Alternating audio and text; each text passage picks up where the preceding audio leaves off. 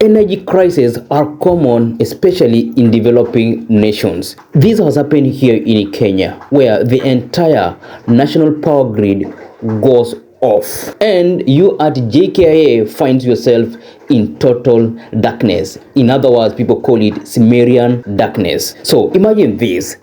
Your president is giving the State of the Nation address. You're there seated in your house, watching the president talking about economic growth, talking about their development agenda, their long-term plans for the country. So you're seated because, knowing how your economy is doing and the plans the government has is something that is so key to you. So you just have to listen to every word from the address that matters. But all of a sudden, you see darkness, like everything just becomes dark. You can see the president. And this for sure happened in Zimbabwe, where President Emmerson Mnagangwa was giving State of the Nation address in Parliament. Yes, we've accepted that blackouts happen, but during some events, for sure, we shouldn't expect that to happen. Let's now bring it back home here. President Ruto is addressing Kenyans, and all of a sudden there's power outage where you can't even see the president, but what you can only hear on your television or on radio is just commotion, people making noise, people asking what has happened, where has power gone, and all that. And those are members of parliament, and that is your president addressing you. If something of this sort happens, definitely you will be embarrassed. Here is the president addressing you, and the people listening to the president in the chambers are members of parliament, people that you expect to give the country a direction, to give the country vision. So all this is happening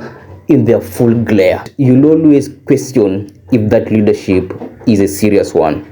Zimbabwe went through this experience, and today Zimbabwe is not just a mockery in Africa, but it's a global mockery.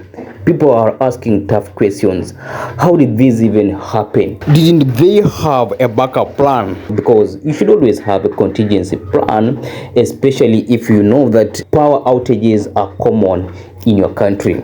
However, based on the reports that are out there, there was a backup plan, but that backup plan also failed. So that tells you that Zimbabwe needs to pull up its socks, because that is so embarrassing. Anyway, I mentioned something about at least have a backup plan. As much as I said that the generator wasn't also working, remember this? There was another backup plan. And the backup plan here was definitely a torch.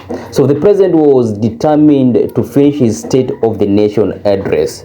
So he had to instruct the Speaker of the National Assembly to get him a solution. So quickly, the Speaker of the National Assembly got him some torchlight. As you can see in this photo, here is the president continuing with his address, and the person standing by, I am informed, that is the Speaker of the National Assembly. So the president is using torchlight to make sure he finishes his State of the Nation address. I like the determination, but what is also coming out so clearly is that Zimbabwe now has an opportunity to reflect on its own decision making and see how they can improve their power supply in the country and prevent cases of blackouts, because this was embarrassing. So Zimbabwe needs sustainable power supply to prevent this from happening. As I mentioned previously, these are things that are common in developing nations.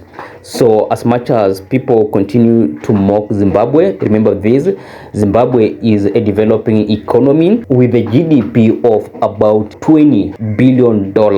That is a small economy.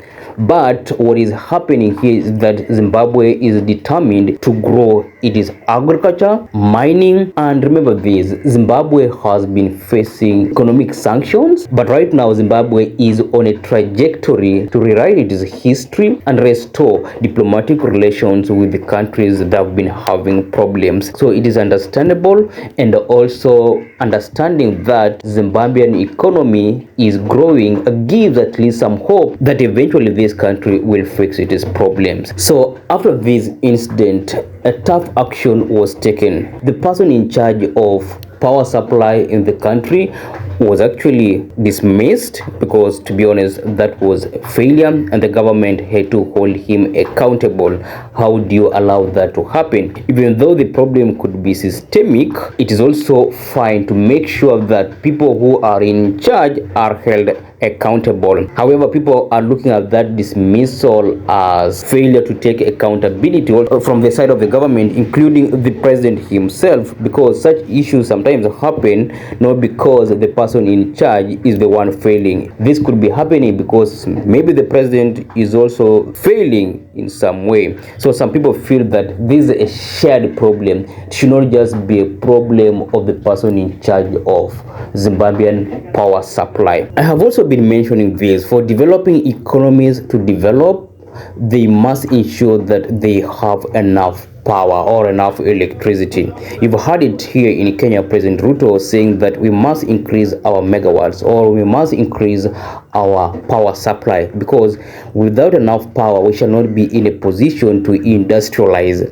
So when you see this kind of crisis happening in a certain country, it means that this country should find a way to address its power supply, because that's the only way that country can grow its economy. Even though agriculturally Zimbabwe is doing well, it still needs this power supply that is steady so that it is in a position to industrialize. Even though this incident happened in Zimbabwe, I have a feeling that we need now to discuss African economic growth and development, because there is data that was released by International Monetary Fund where they looked at GDP, and for sure from that list only 3 African countries appeared. So that means African countries haven't been growing their economies at a pace that matches its population growth. So Africans should sit down and ask themselves, how are we going to get out of this? Because we are not growing economically at a pace that matches our population. So this incident should be a wake-up call to all African countries, not just to the leadership but also to citizens, so that people can focus on issues that matter, especially growing the economies, so that this kind of incidents can be prevented in the future. Finally, there is also one important but disturbing fact that we must address as a people. The youth bulge in Africa, if not addressed properly through economic development or growth, it will end up being a continental crisis that will be difficult to resolve. So when you see a problem like this, where a president is addressing the nation and all of a sudden there is power outage, it goes to tell you that the problems are so deeper and there's too much economic suffering in that country. So as I mentioned, this should not just be seen as an issue of making Zimbabwe a laughing stock. Instead, it should force people to reflect on African economy and how best can Africa get itself out of here and ensure that it addresses economic issues affecting young people and the entire African continent. Thank you for watching, and I'll be dropping another video that will inform you what is happening in Kenya economically.